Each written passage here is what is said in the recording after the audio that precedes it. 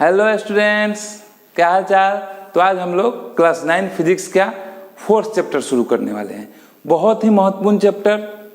Class 11 में जो mechanics पढ़ना है उसका बेस यहीं से शुरू होता है। तो चलिए शुरू करते हैं। तो कॉपी कलम लेके घर का एक कोना पकड़िए और मैं बार बार रिक्वेस्ट करूंगा कि जब मैं पढ़ाऊं तो उसका नोट्स तुमको खुद से बनाना है। बाकी मैं नोट्स PDF के रूप में जो लोग आलसी हैं उनके लिए व्यवस्था कर दूंगा, परंतु आप सिंसियर हैं तो नोट्स खुद से बनाइए। चलिए तो शुरू करें। ठीक है, तो आज के क्लास में हम लोग पढ़ेंगे। सबसे पहले मैं एकदम सिंपलेस्ट लैंग्वेज में समझाऊंगा कि फोर्स कहते किसे हैं।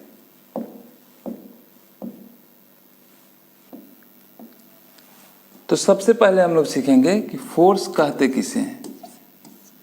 इंट्रोडक्शन, एकदम सिंपलेस्ट लैंग्वेज में तुम लोग को फोर्स क्या है यह समझा दिया जाएगा। उसके बाद हम लोग टाइप्स ऑफ फोर्स पढ़ेंगे। कांटेक्ट फोर्स किसे कहते हैं, नॉन कांटेक्ट फोर्स किसे कहते हैं।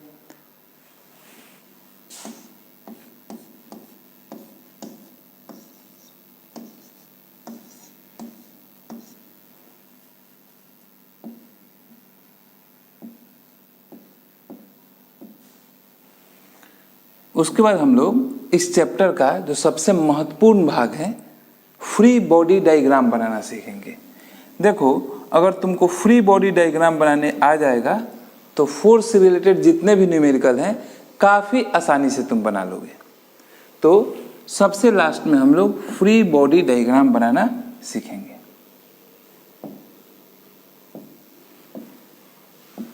फ्री बॉडी डायग्राम,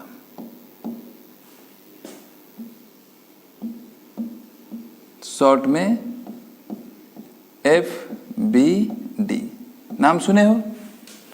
तो चलो शुरू करते हैं। तो कॉपी कलम ले लो और चलो आधे घंटे के लिए बुक हो जाओ। शुरू करें। सबसे पहले फोर्स के डेफिनेशन पे आते हैं। देखो यहां पे क्या लिखा हुआ है।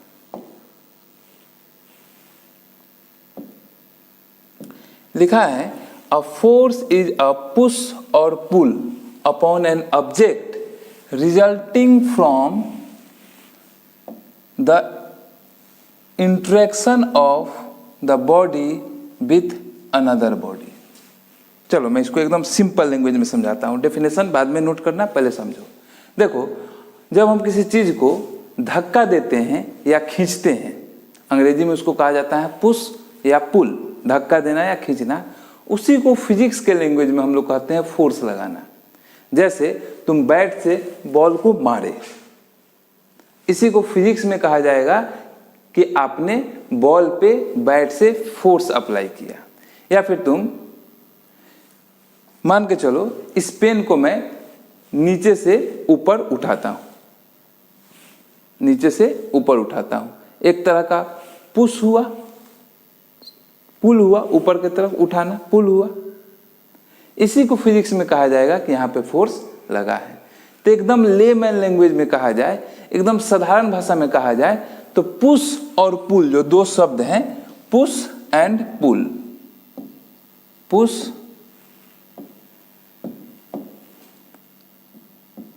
और पुल, खींचना या धक्का देना।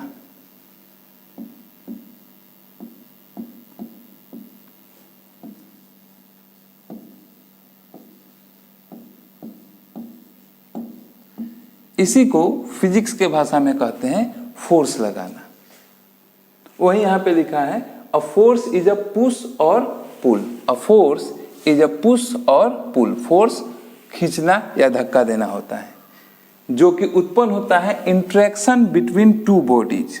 तो देखो, जब खींचने या धक्का देने का बात आएगा तो एक बॉडी धक्का देगा और दूसरे पे धक्का लगेगा। जब दो बॉडी एक दूसरे पे क्रिया करती है तो उसी को कहा जाता है इंटरेक्शन। जैसे तुम भैंस को खींच रहे हो तो तुम और भैंस एक दूसरे के साथ इंटरेक्ट कर रहे हो। तुम बैट से बॉल को मार रहे हो तो बैट और बॉल दोनों इंटरेक्ट कर रहा है। मैंने हाथ में यहाँ पेन पकड़ा हुआ है तो मेरा हाथ और पेन एक दूसरे के साथ इंटरेक्शन कर रहा है। तो ही फोर्स का डेफिनेशन है कि फोर्स पुश या पुल करना है जो कि उत्पन्न होता है दो बॉडी के इंटरेक्शन से। उम्मीद करते हैं समझ में आ गया होगा। तो इस डेफिनेशन को नोट कर लो। वैसे फोर्स का जो ऑफिशियल डेफिनेशन है वह न्यूटन्स फर्स्ट लॉ से आएगा, जिसको हम लोग आगे पढ़ेंगे। यह जनरल इंट्रोडक्शन है, ठीक है। आगे बढ़ें।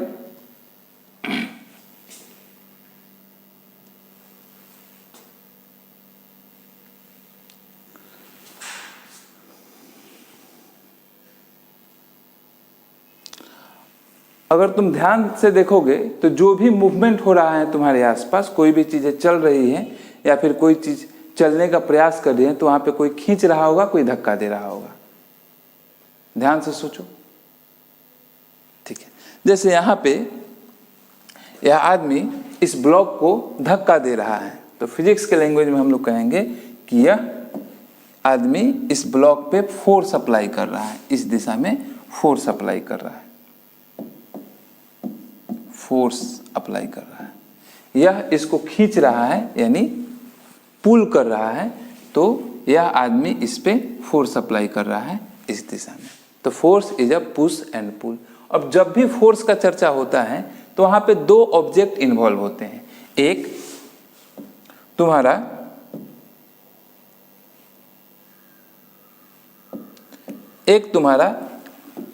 धक्का देने वाला और एक जिस पे धक्का लग रहा है, या फिर एक खींचने वाला और एक जिसको खींचा जा रहा है। मतलब फोर्स दो ऑब्जेक्ट के इंटरेक्शन से उत्पन्न होता है। यहाँ पे यह आदमी और यह ब्लॉक एक दूसरे से इंटरेक्ट कर रहे हैं, जिससे इस ब्लॉक पे फोर्स लग रहा है। अब इंटरेक्शन या फिर फोर्स लगाना दो तरीके से हो सकता है। जैसे यहाँ पे यह आदमी इस ऑब्जेक्ट पे फोर्स लगा रहा है, तो यह आदमी और ऑब्जेक्ट दोनों एक दूसरे के संपर्क में है, कांटेक्ट में है। यहाँ पे यह दोनों एक दूसरे के कांटेक्ट में है। परंतु अगर हम लोग एक मैग्नेट लेते,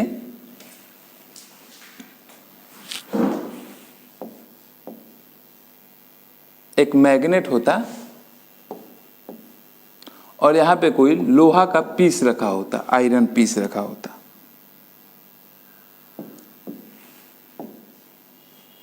कोई आयरन का पीस रखा होता, तो क्या यह इसको अपनी तरफ खींच लेता?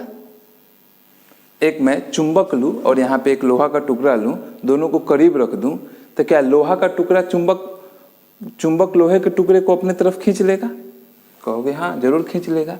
यानी कि हम कह सकते हैं कि यह चुंबक इस लोहे के टुकड़े पे एक फोर्स लगाएगा। परंतु इस चुंबक को फोर्स लगाने के लिए इस लोहे के टुकड़े को छूने की आवश्यकता नहीं है, या फिर यह धरती इस पेन को अपने तरफ खींच रही है, तभी तो यह नीचे गिर रहा है।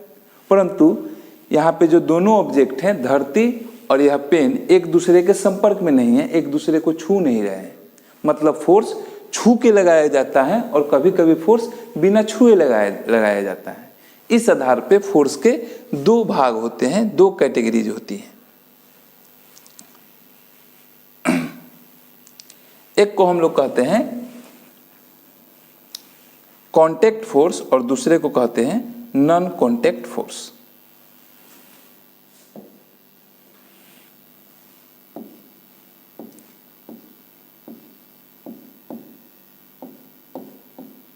कांटेक्ट फोर्स और दूसरे को कहते हैं हम लोग नॉन कांटेक्ट फोर्स।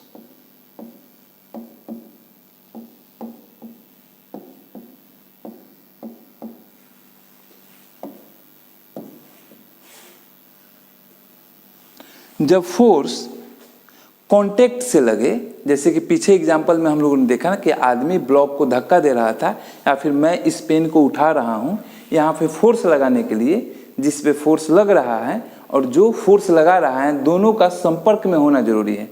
माने दोनों एक दूसरे को छुएं, यह जरूरी है। ऐसे फोर्स को जो कांटेक्ट से लगता हो, यानी छू के लगता है, उसको हम लोग कहते हैं कांटेक्ट फोर्स। तो इसको डेफिनेशन के रूप में तुम लिख सकते हो, the force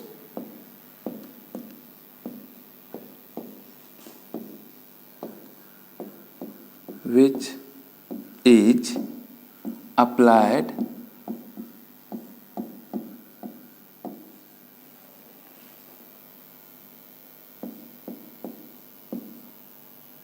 through contact of two bodies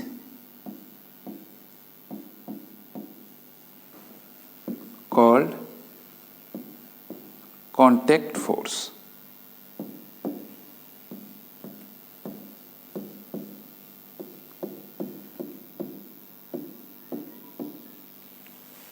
इसको नोट कर लो। कॉन्टैक्ट फोर्स की एग्जाम्पल है जैसे मस्क्यूलर फोर्स। हम वैसा फोर्स जो मसल से उत्पन्न हो उसको हम लोग कहते हैं मस्क्यूलर फोर्स। किसी भी ऑब्जेक्ट पे मस्क्यूलर फोर्स लगाने के लिए कॉन्टैक्ट जरूरी है। जैसे इसको मैं खींचना चाहूँ, ढकेलना चाहूँ, ऊपर फेंकना चाहूँ, कुछ भी करना चाहूँ तो मेरा इस पेन को छूना जरूरी है। बिना छुए मैं इसको अपनी तरफ ऐसे करके नहीं खींच सकता हूँ, ऐसे करके नहीं खींच सकता हूँ, तो इसको कहेंगे कॉन्टैक्ट फोर्स। दूसरा होता है फ्रिक्शनल फोर्स, तो इसके बारे में खूब डिटेल में हम लोग अगले क्लास में पढ़ेंगे। तो एग्जांपल्स हो जाएंगे कॉन्टैक्ट फोर्स के।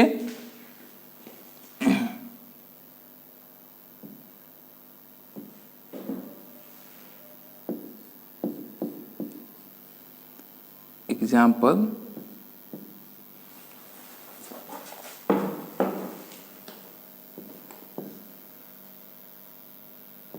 मस्क्यूलर फोर्स,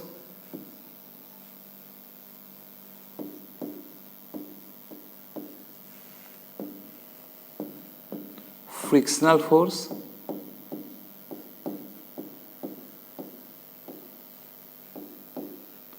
अब तुम लोग के लिए टास्क किया है कि तुम लोग अपने से एक और एग्जाम्पल कॉन्टैक्ट फोर्स का दो।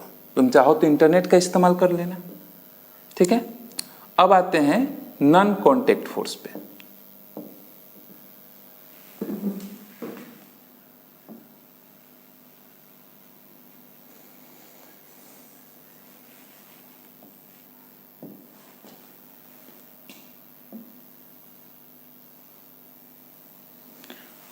अब जो यहां पे डेफिनेशन लिखा गया है उसका अपोजिट, जो फोर्स बिना कांटेक्ट के लग जाए उसको हम लोग कहते हैं नॉन कांटेक्ट फोर्स, या फिर जो फोर्स दूर से ही अप्लाई हो जाए।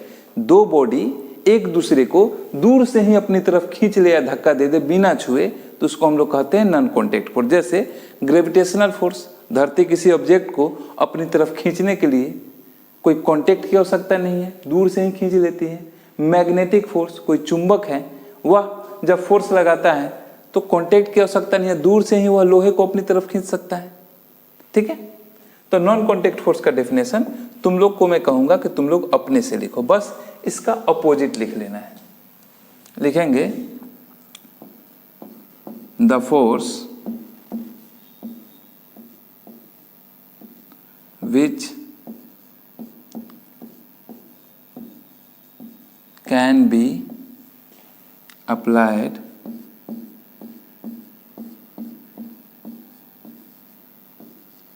without contact of two bodies। Example के लिए gravitational force,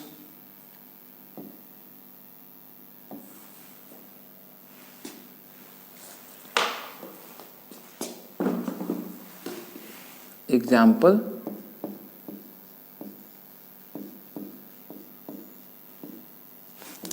oh shit sorry gravitational force,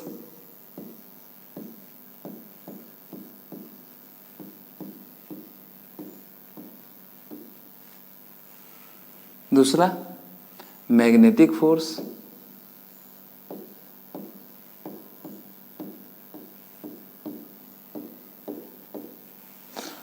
अब तुम लोग क्या एक और नॉन कांटेक्ट फोर्स का एग्जांपल बता सकते हो? बता सकते हो तो मैं वेट करूंगा, कमेंट में जवाब दो। मैग्नेटिक फोर्स और ग्रेविटेशनल फोर्स के अलावा एक और कांटेक्ट फोर्स का, ठीक है। तो इनको नोट करो।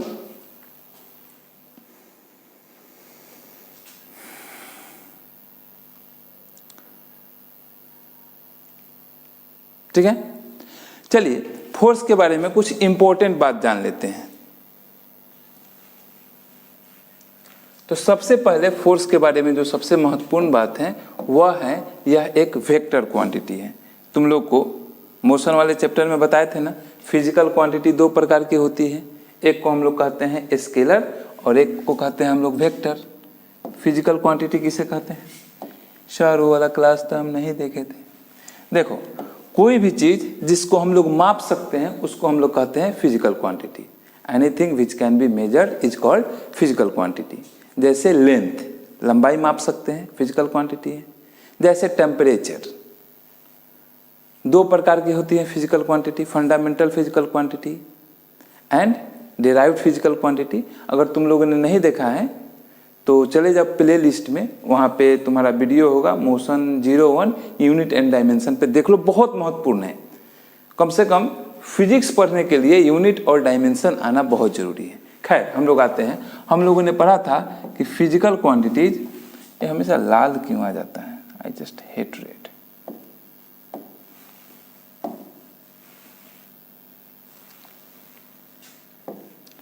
फिजिकल क्वांटिटी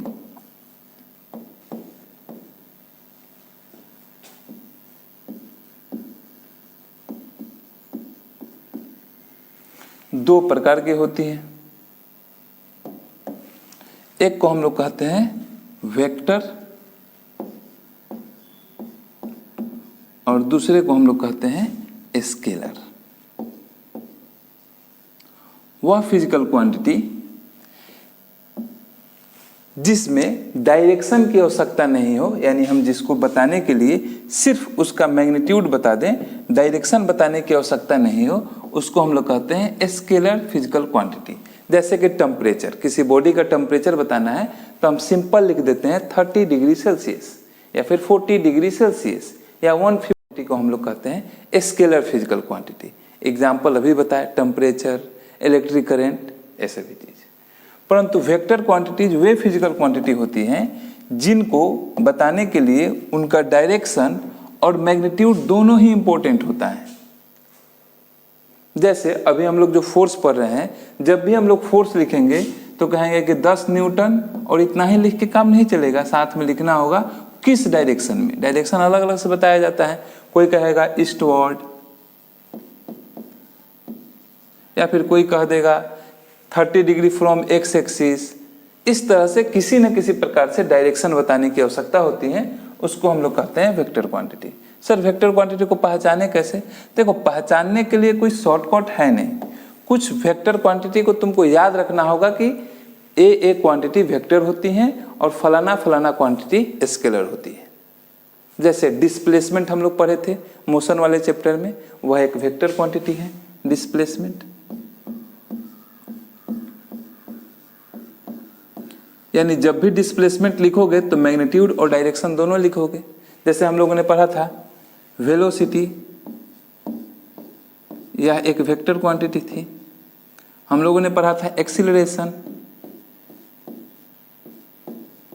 यह एक वेक्टर क्वांटिटी थी। स्केलर क्वांटिटी, जैसे हम लोगों ने पढ़ा था डिस्टेंस,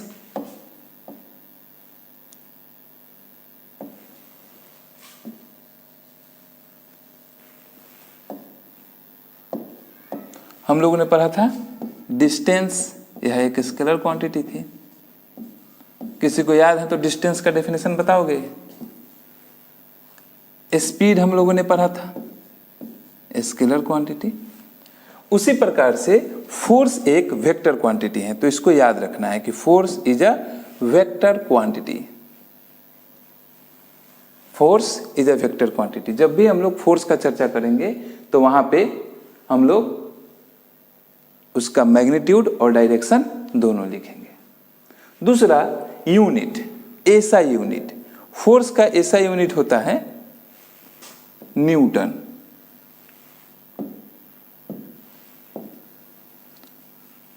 अब जो लोग यूनिट डायमेंशन चैप्टर पढ़े होंगे उन लोग थोड़ा सा मेरे से भी झगड़ा पे उतारू हो जाएंगे कि सर हम लोगों ने फोर्स का ऐसा यूनिट निकाला था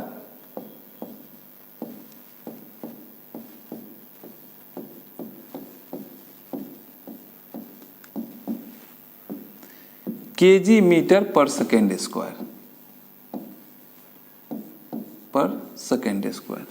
और अभी आप बता रहे हैं कि फोर्स का ऐसा यूनिट होता है न्यूटन। तो देखो दोनों ही बात सही है। यह जो केजी मीटर पर सेकेंड स्क्वायर है इसी को शॉर्ट में लिखा जाता है न्यूटन। कुछ फिजिकल क्वांटिटी ऐसी है जिसके ऐसा यूनिट को किसी साइंटिस्ट के नाम पे रख दिया गया है न्यूटन। और जब हम इसका सिंबल लिखेंगे तो सिंबल होगा जैसे मीटर का सिंबल स्मॉल m होता है उसी तरह न्यूटन का सिंबल कैपिटल N होता है। न्यूटन का मतलब केजी मीटर पर सेकेंड स्क्वायर ही होता है, यह इसका स्पेशल नाम है, स्पेशल नेम है न्यूटन सिंबल N। तो दूसरा पॉइंट, ऐसा unit of force is Newton.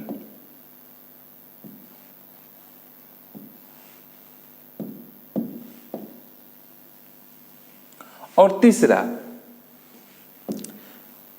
अभी यह तीसरा पॉइंट बहुत ज्यादा इंपॉर्टेंट नहीं है, नेट फोर्स का formula, force is equals to mass into acceleration. परंतु जान के रखो, जब हम लोग न्यूटन सेकेंड लॉ पढ़ेंगे, Newton second law of motion, वहां पे हम लोग इस फॉर्मूला को निकालेंगे। शायद तुम लोगों ने कभी ना कभी नाम सुना होगा, F is equals to ma, F is equals to ma। वही है, F से फोर्स, M से मास और A से एक्सीलरेशन। किसी ऑब्जेक्ट पे कितना फोर्स लगा है इसको निकालने का फॉर्मूला है मास इनटू एक्सीलरेशन। जैसे मान लो कोई ऑब्जेक्ट है, उस पे एक्सीलरेशन है 10 मीटर पर सेकेंड स्क्वायर का और उसका वजन है 10 kg, तो उस पे लगने वाला जो नेट फोर्स होगा वह होगा net force is equals to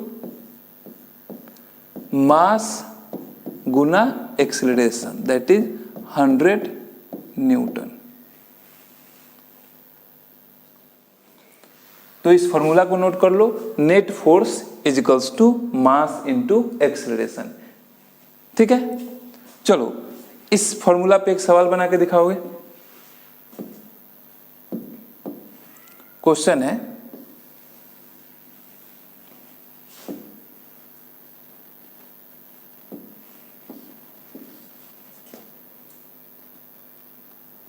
a body which mass is 500 gram accelerating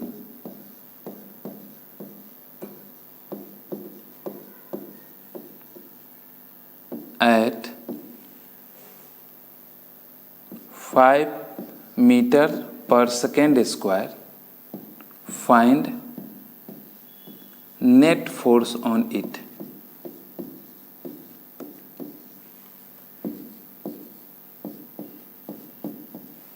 चलो बहुत इजी क्वेश्चन है, ऑप्शन में दे देता हूं, ए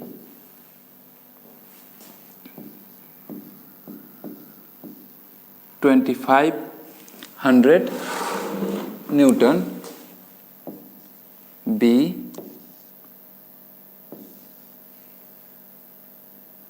2.5 न्यूटन, C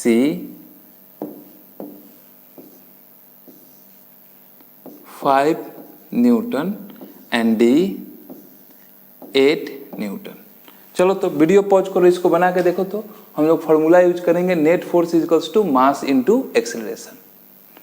3, 2, 1। चलो, जिन लोगों ने ऑप्शन ए निकाला है सही उत्तर के रूप में, बधाई हो, आपका जवाब गलत आया है। देखो, इस फॉर्मूला के साथ एक होशियारी यह रखना है कि हर एक यूनिट को ऐसा यूनिट में बदल के तब उपयोग करना है।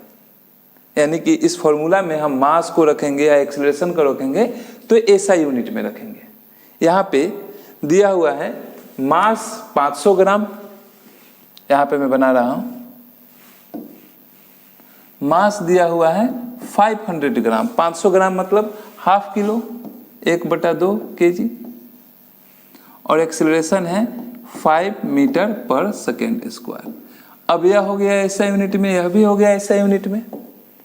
अब एक्सेलरेशन तुम्हारा फोर्स निकालोगे तो force into mass into acceleration काटेंगे तो 2.5 न्यूटन, यानी कि ऑप्शन बी करेक्ट है। ठीक है, इनको नोट कर लो। वीडियो के डिस्क्रिप्शन में चेक करना, मैं प्रैक्टिस क्वेश्चन डिस्क्रिप्शन में डाल देता हूं। 5-7 प्रैक्टिस क्वेश्चन होते हैं, तो क्लास करने के बाद अगर उस क्वेश्चन माने प्रैक्टिस क्वेश्चन को तुम अच्छे से बनाओगे तो कंसेप्ट और डीप हो जाएगा। देखो मेरा टारगेट है कि फिजिक्स तुम्हारा फेवरेट सब्जेक्ट बन जाए, और बहुत मजेदार सब्जेक्ट है, मैं बता रहा हूँ, मास्टर्स किया है मैंने फिजिक्स में, बहुत मजेदार सब्जेक्ट है। बस शुरू में कोई ऐसा आदमी होना चाहिए जो उंगली पकड़ के तुमको दिखा पाए कि हाँ यह इंटरेस्टिंग है, बोरिंग नहीं है। तो जैसे जैसे मैं बताऊंगा करोगे तो फिजिक्स तुम्हारा फेवरेट सब्जेक्ट बनेगा। और अगर तुम आईआईटी या नीट के तैयारी में जाओगे तो बहुत अच्छी बात है, फिजिक्स तो वहाँ पे कोर सब्जेक्ट है। ठीक है, चलिए देखो मैं बार बार कहता हूँ कि साइंस ही वह तरीका है जिससे आप सत्य की ओर जाते हैं। साइंस में हम लोग सिर्फ उन्हीं चीज़ों पे बिलीव करते हैं जो कि एब्सोल्यूट ट्रूथ है। 7 बज गए, चलिए कोई बात नहीं, आगे हम लोग आते हैं अगले टॉपिक पे।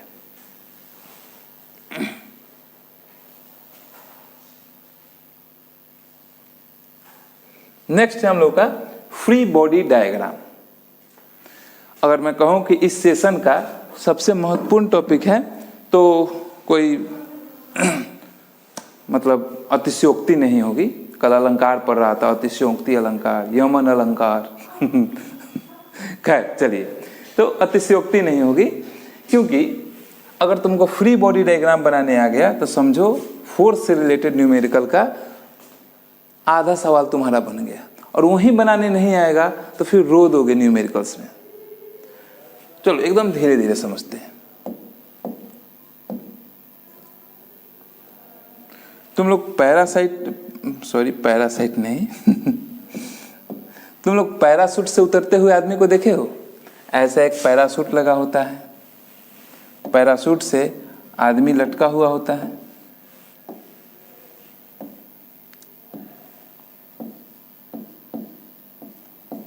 ऐसे लटका हुआ होता है और धीरे धीरे धीरे धीरे नीचे गिर रहा होता है। मोतिहारी में हुआ था, तुम लोग देखने गए होगे या फिर फिल्म में तो देखे ही होंगे। जब पैराशूट से आदमी गिर रहा होता है तो इस पे 2 फोर्स लगी हुई होती है। एक फोर्स लगा होता है एकदम, जो मैं बताता हूँ अभी हड़बड़ नहीं करना है, जो मैं बता रहा हूँ उसको ध्यान से सुनो, तुम यह समझ जाओगे मैं कहाँ जा रहा हूँ। उस पर आते हैं। जब कोई आदमी पैराशूट से नीचे उतर रहा होता है तो उस पर 2 फोर्स लगी होती है। फोर्स नंबर 1,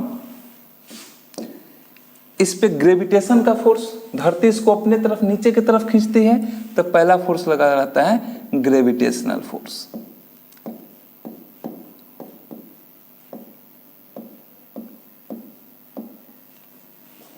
फोर्स जिसका डायरेक्शन होता है डाउनवर्ड।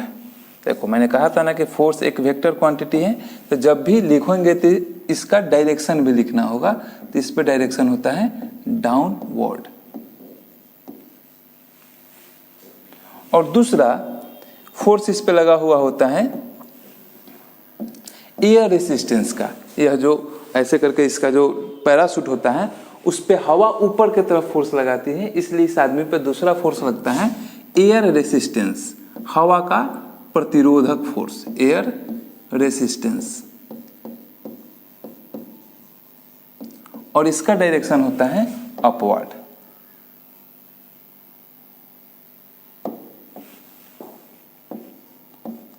अपवर्ड।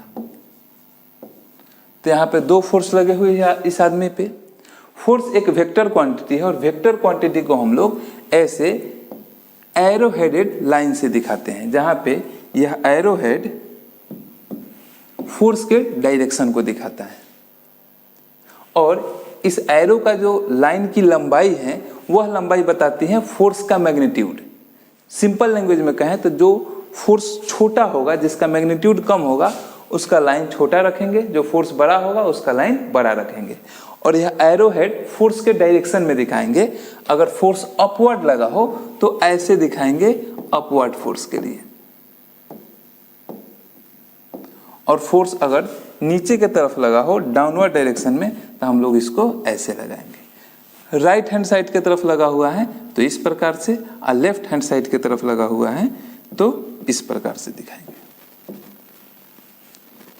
अब जो साइंस पढ़ने वाले लोग हैं वो लोग का ड्राइंग हैंडराइटिंग बहुत गंदा होता है।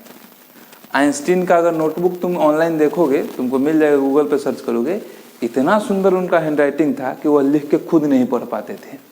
और तुम लोगों में भी बहुत लोग की हैंडराइटिंग बहुत ही घटिया है। तो नॉर्मल यह प्रथा चली आई है, साइंस पढ़ने वाले लोगों का हैंडराइटिंग बहुत ज़्यादा अच्छा होता नहीं है। अब हैंडराइटिंग ही अच्छी नहीं है तो ड्राइंग भी खराब होगा। तो उन लोगों ने कहा कि देखो, हम लोग को जब डायग्राम बनाना होगा फोर्स का, तो जिस पे भी फोर्स लग रहा है उसको हम नहीं बनाएंगे।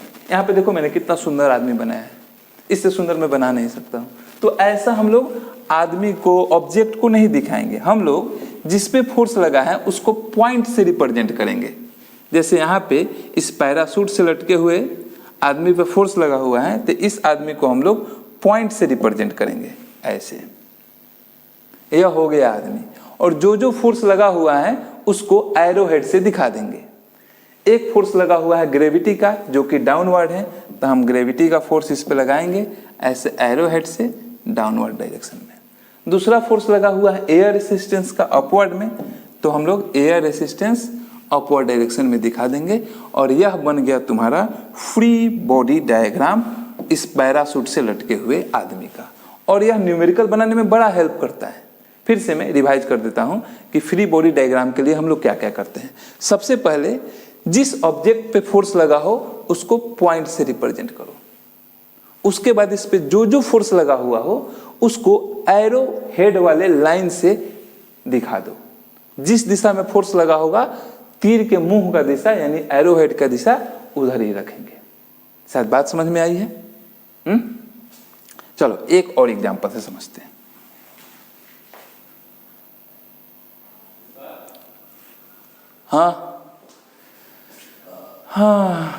I am just taking an online class.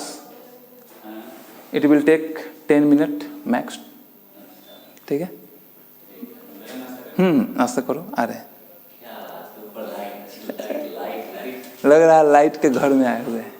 एक लाइट इधर, एक लाइट इधर और एक लाइट इधर। ऐसा लगा कि लाइट के घर में घुस रहे हैं। ठीक है, जल्दी, हाँ गेट लगा दो, जल्दी जल्दी हम रिकॉर्ड कर लेते हैं। चलिए एक और एग्जाम्पल हम लोग लेते हैं। ये प्रभात सर थे। एक और एग्जाम्पल हम लोग लेते हैं। सपोर्ट से सिंपल पेंडुलम तुम लोग देखे हो, लैब में होगा तुम लोग का। सपोर्ट से एक सिंपल पेंडुलम लटका हुआ है।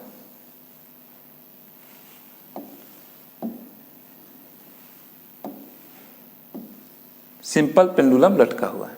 इस पे 3 फोर्स लग रहा है और इस सिंपल पेंडुलम को एक लड़का है जो धक्का दे रहा है। इस पे 3 फोर्स लगा हुआ है।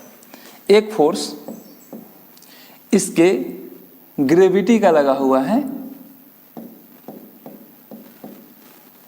जिसका डायरेक्शन है डाउनवर्ड।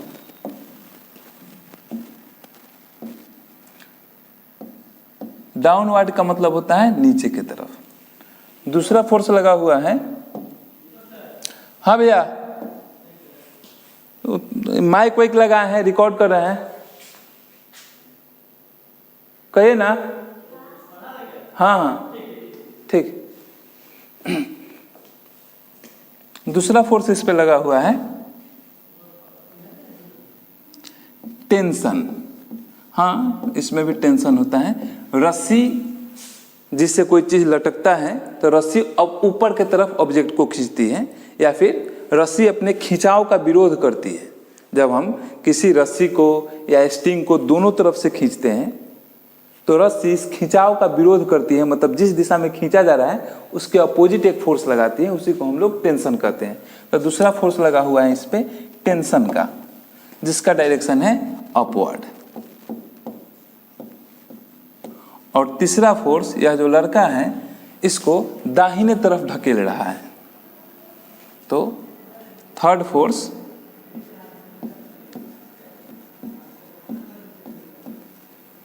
राइटवर्ड। तो चलो इसका हम लोग फ्री बॉडी डायग्राम बनाते हैं।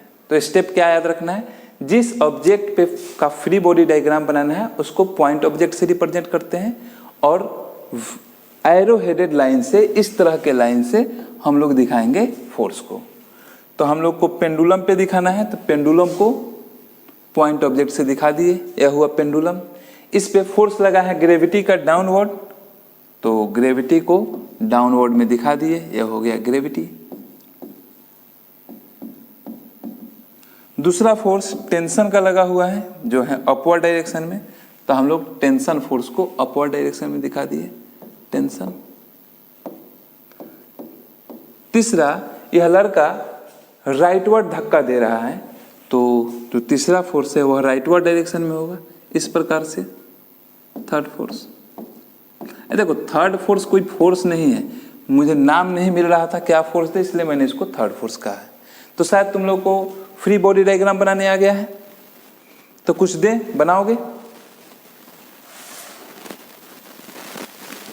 चलो तो एक दो ठो अभी बनाओ, इसे प्रैक्टिस कर लो जिससे तुम लोग को फ्री बॉडी डायग्राम बनाने आते हैं। देखो बहुत इंपॉर्टेंट है, या बनाने नहीं आएगा तो आगे न्यूमेरिकल बनाने में बहुत ही ज्यादा दिक्कत होने वाला है।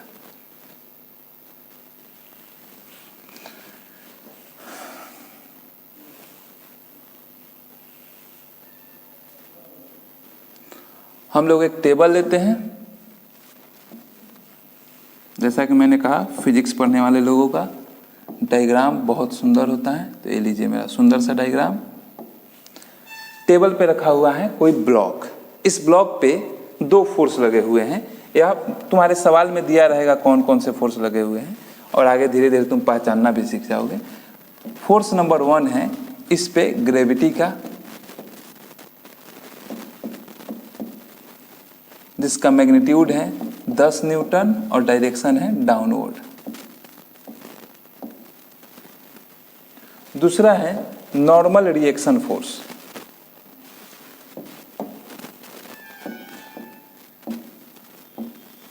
Normal reaction force.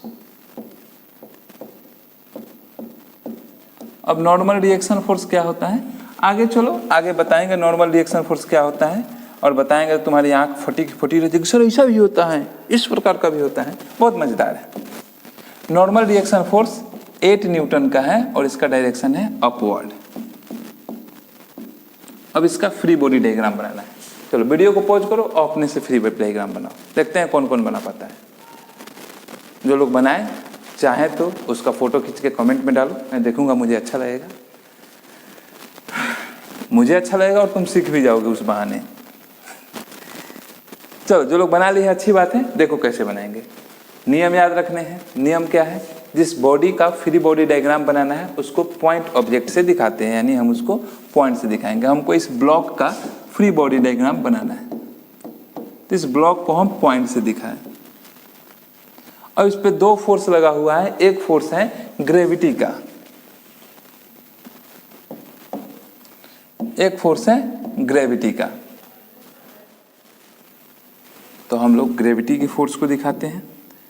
डाउनवर्ड है तो नीचे की तरफ एरो हेड करेंगे, और यह है 10 न्यूटन का, तो लिख दिए 10 न्यूटन।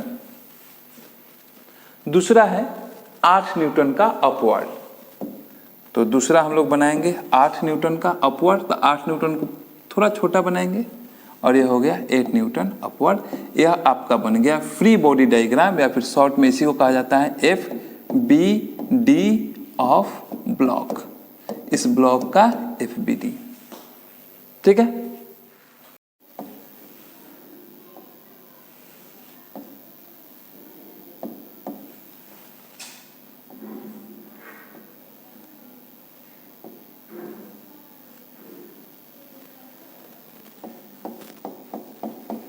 एक स्लैब रखे हुए हैं, इस पे कौन कौन सा फोर्स लगा है वो बताते हैं। इसको हम कह देते हैं ब्लॉक 1 B1, और इसको हम कह देते हैं ब्लॉक 2, नाम दे देते हैं, ये हो गया ब्लॉक 2। ब्लॉक 1 पे कौन कौन सा फोर्स लगा हुआ है वो मैं दिखा दूं। ब्लॉक 1 पे एक लगा हुआ है ग्रेविटी का, ले लो 10 न्यूटन। दूसरा इस पे लगा हुआ है नॉर्मल रिएक्शन फोर्स, 8 न्यूटन का ऊपर, और यह ऑब्जेक्ट इसको धक्का दे रहा है 4 न्यूटन के फोर्स से इस डायरेक्शन में। इस ब्लॉक पे 3 फोर्स लगे हुए हैं। अब ब्लॉक 2 पे देखते हैं। ब्लॉक 2 पे एक फोर्स लगा हुआ है ग्रेविटी का, एकदम डाउनवर्ड डायरेक्शन में। एक कलर मैंने गलत ले दिया।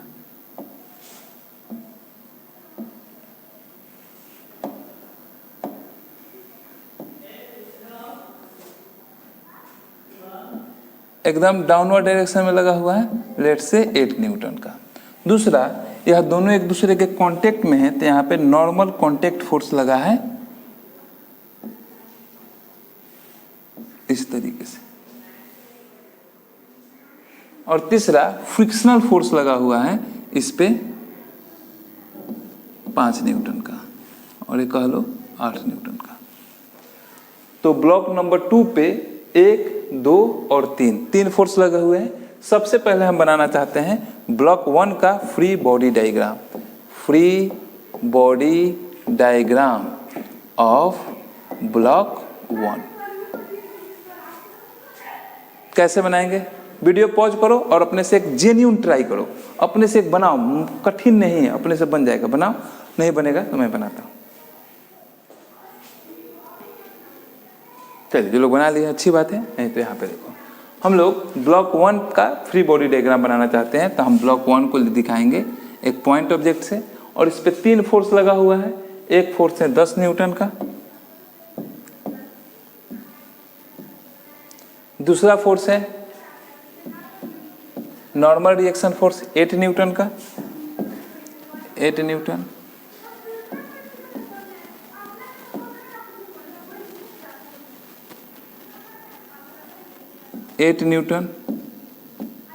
और तीसरा फोर्स है 4 न्यूटन का। इसका डायरेक्शन एकदम इसके बीच से है, देखो तो एकदम कोना कोनी है।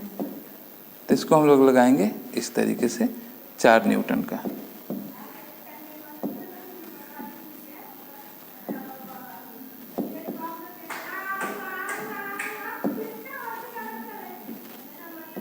चार न्यूटन, ठीक है। इधर रिकॉर्ड कर रहे हैं, बाहर जाके हल्ला करो। 4 न्यूटन का यह हो गया free body diagram of block 1। Block 2 का अगर फ्री बॉडी डायग्राम बनाना होगा तो सेम काम करेंगे। यहाँ पे लिए हम लोग ऑब्जेक्ट ब्लॉक 2, एक फोर्स इस पे लगा हुआ है 8 न्यूटन का डाउनवर्ड, इसको हम लोग लगाते हैं 8 न्यूटन डाउनवर्ड। दूसरा फोर्स इस पे लगा हुआ है नॉर्मल रिएक्शन फोर्स 8 न्यूटन का, तो दूसरा हम लोग 8 न्यूटन नॉर्मल रिएक्शन फोर्स। और तीसरा इस पे फ्रिक्शनल फोर्स लगा हुआ है हॉरिजॉन्टल डायरेक्शन में, तो हम लोग लगाएंगे फ्रिक्शनल फोर्स 4 न्यूटन का। यह हो गया free body diagram of block 2। उम्मीद करते हैं समझ गए होंगे। तो डिस्क्रिप्शन में चेक करना, कुछ मैं एग्जाम्पल दे दूंगा खुद से प्रैक्टिस करने के लिए, उससे तुम्हारा अंडरस्टैंडिंग बहुत बढ़ जाएगा। चलो, मैं एक होमवर्क क्वेश्चन देता हूं जिसको तुमको ऑनेस्टली ट्राई करना है। यहाँ पे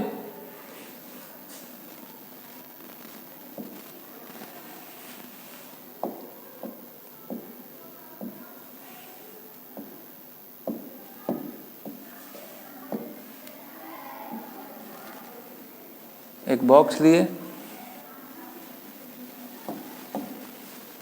इसमें हम ले लेते हैं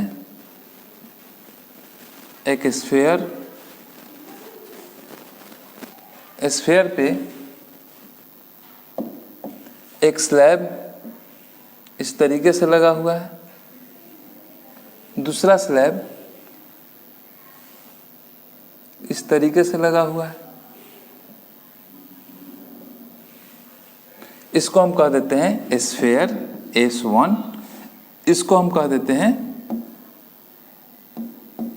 ब्लॉक 1 और इसको कहते हैं ब्लॉक 2। अब हर एक पे फोर्स दिखा देते हैं। स्फीयर पे जो फोर्स लगा हुआ है उसको देख लो, फोर्स ऑन स्फीयर एक फोर्स है इस पे ग्रेविटी का डाउनवर्ड डायरेक्शन में, दूसरा है इस पे नॉर्मल रिएक्शन फोर्स,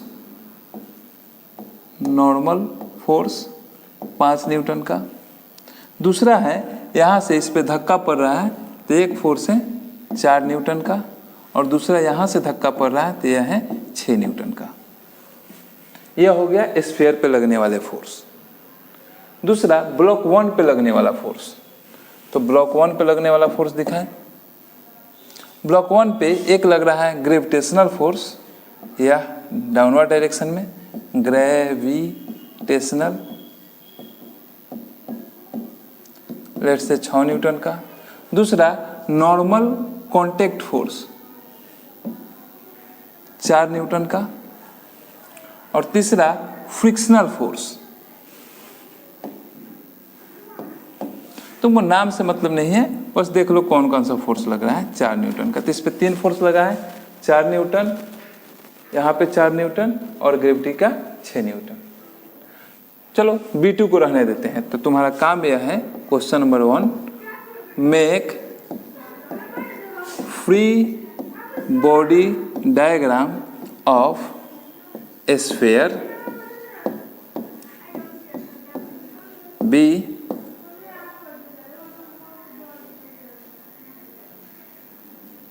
ब्लॉक 1। तो इस क्वेश्चन को नोट कर लो और बनाओ, बन ही जाना चाहिए, बहुत कठिन टॉपिक है नहीं। तो चलो आज के क्लास के लिए इतना ही, हम लोग मिलते हैं अगले क्लास में जिसमें नेट फोर्स निकालना, मैग्नीट्यूड निकालना, इक्विलिब्रियम किसे कहते हैं बहुत महत्वपूर्ण, उसके बारे में पढ़ेंगे। ठीक है, तो आज के लिए इतना ही, tata bye bye, love you all.